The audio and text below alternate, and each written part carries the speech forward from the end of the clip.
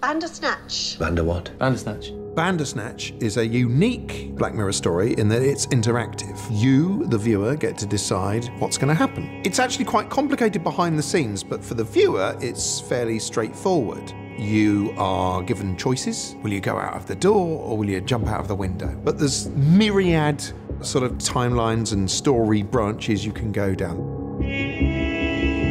Netflix asked us if we'd be interested in doing an interactive story. I knew I wanted to do another period episode, and I thought, well, what if you're controlling somebody in the past? So it kind of spiraled from there.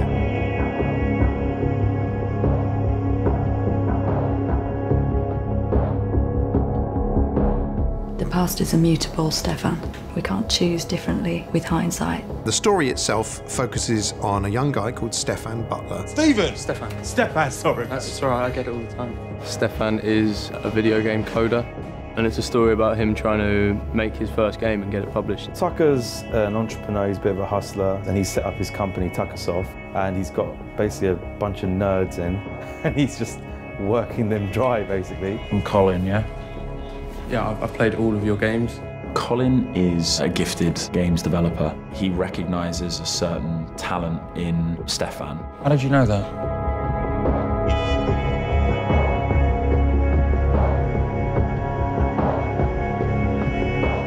It was very challenging at every stage. There were points where, in working stuff out, it got like trying to do a Rubik's Cube in your head, and I had to literally get up from my desk and kind of walk around the house holding my head. It was a new experience producing this film. I remember midway through the first day, literally ripping up the call sheet and the running order and going, okay, we need to do this a different way. Then you've got the actors having to keep track of where their character is, bearing in mind that the previous morning they may have played themselves in a different timeline. It's really hard to get your head around which scenes you're doing because there's just so many. Sometimes I'd be delivering what I thought was version 3 of the dialogue, and I can see the actor opposite me giving me the eyes of, say, that's version 4, mate. As you watch or play, you kind of become part of the story yourself. The interactive element was core. It was adding a whole other conceptual value. There's all sorts of different narrative paths, and they could lead you in this direction or that, or they can even lead you in a great big loop all the way back